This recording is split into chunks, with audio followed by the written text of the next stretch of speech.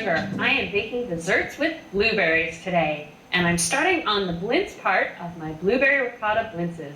This is a great Saturday night dessert with the girls kind of thing. Now, crepe batter. That's what Blintzes are, Ukrainian word for crepe.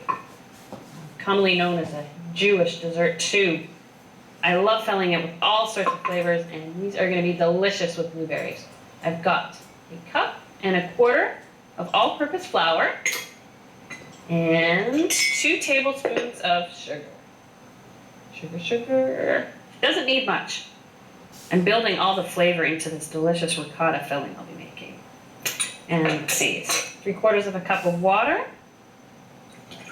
Let's see if I can get that right on. There we go. And 1 1/4 cups of milk. It's amazing how every culture has its crepe. You've got the Polish Blintzes, the French crepes, Japanese okonomiyaki. I'm going to just add this in. And 4 eggs. In fact, my brother, who loves visiting Japan, brought me back a little rubber food okonomiyaki, little pancake on a keychain when he went to the rubber food factory in Japan, of all places. I always get funny looks at the grocery store when I pull that out at the checkout. 4 eggs. I like to do this sometimes when I'm using larger quantities of eggs, just to make sure I don't get shells in there. It's a good way to check, and you can always finger in and get it out. And, I don't want to forget the most important ingredient, melted butter. Now, when I developed this recipe for crepes, I put in a little bit of butter, a couple tablespoons. It just wasn't tender enough. I had to add a couple tablespoons more. And then a few more, and a few more. The best crepes have a cup of butter in the batter. Now, quick blend.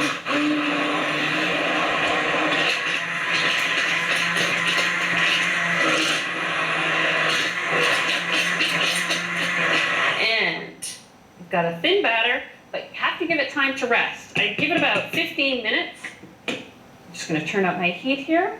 15 minutes to let that flour sort of relax after beating it. You can also whisk it together. And when it's relaxed, you have a great silky smooth batter. Sometimes I make the batter up ahead of time. I keep it in the fridge and then warm it up to room temperature just to get it just right. I have my pan heating. Now I'm using a Teflon pan.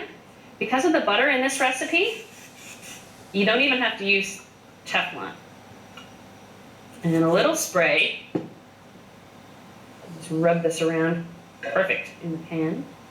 And this is one of those pastry chef tasks. The odd compulsion of making repetitive tasks, like making crepes. I love doing this over and over. I'll make hundreds at a time. In fact, what I like to do is I'll get about 3 pans going on the burner, and then when one's ready, I flip it, move over to the next one, just like the old crepe restaurants of the 70s. I used to love going to those. Brandied cherries Jubilee crepes were always my favorite. And now I'm just waiting until the surface of the crepe dries out, and then I'll be able to flip it. Now, it's taken me a little time to get the hang of flipping crepes. I used to practice with a piece of bread and get the hang of that wrist flip to get it just right. And then I graduated to rice, spilling a little bit on the floor as I went along, of course. And I really got the hang of it. Now, if you're not comfortable flipping crepes, by all means, you don't have to. I just cook this on a lower heat. It's just starting to loosen up. A lower temperature for a little longer, and then the top surface will be cooked, as well as the bottom. And just a little more heat on this. This is so tender. The first one, I find, may not always be the prettiest, but that's fine because that's yours to snack on. No one will know better. And there we go. Nice light color. Just 10 seconds more of that heat. And I'll slide this off onto, use my hands a little bit, a parchment sheet. Spread that out and let it cool. And then I stack the others sort of half on the other ones. So I'm going to continue making crepes, and when I come back, I'm going to start on that fluffy blueberry filling for the Blintzes.